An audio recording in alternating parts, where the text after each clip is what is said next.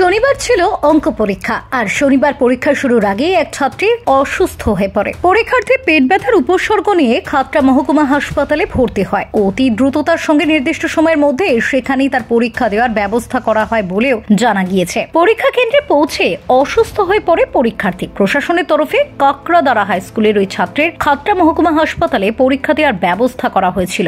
বাড়তি টাইমে তো কোনো প্রশ্ন নেই, কারণ সময় অপচয় হয়নি। তো আমরা একদম যুদ্ধকালীন তৎপরতায় নিয়ে চলে এসেছি।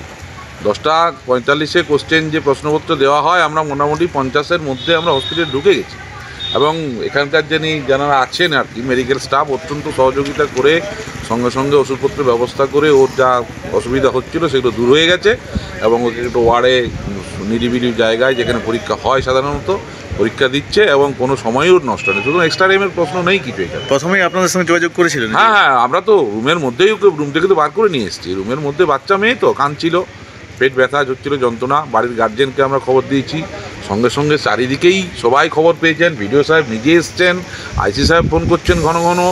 এই কোনো প্রবলেম নেই, মানে একদম সবার সহযোগিতা, সঙ্গে আমাদের ডাক্তারবাবুদের সহযোগিতা। ওনারাও সঙ্গে সঙ্গে সব পেশেন্ট পেলে ওকে ট্রিটমেন্ট করেছে এবং সঙ্গে সঙ্গে অ্যাডমিশন করেছে।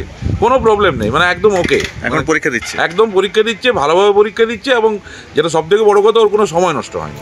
পরবর্তীতে খবর পেয়ে হাসপাতালে পৌঁছান খাতড়ার বিডিও দেবজিৎ দাস। তিনি বলেন, আপাতত কোনো সমস্যা নেই, হাসপাতালের বেডে বসেই যাতে ওই পরীক্ষার্থী পরীক্ষা দিতে পারেন তার প্রয়োজনীয় ব্যবস্থা নেওয়া হয়েছে।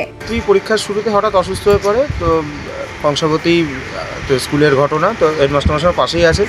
যুদ্ধকালীনভাবে এখানে নিয়ে আসা হয়েছে। এখানে বেসিক মিনিমাম ট্রিটমেন্টের পরে ও এখন সুস্থ আছে এবং পরীক্ষা চালু হয়ে গেছে। ও শান্তভাবে পরীক্ষা দিচ্ছে। এখন এখানে কি পরীক্ষা দিচ্ছে? না, হ্যাঁ, এখানেই পরীক্ষা দিচ্ছে, হসপিটালের মধ্যেই আছে এবং আমাদের দুজন লেডি কনস্টেবল বাইরে পাহারায়ও আছে। কোনো অসুবিধা নেই, একদম পিসফুলি পরীক্ষা দিচ্ছে।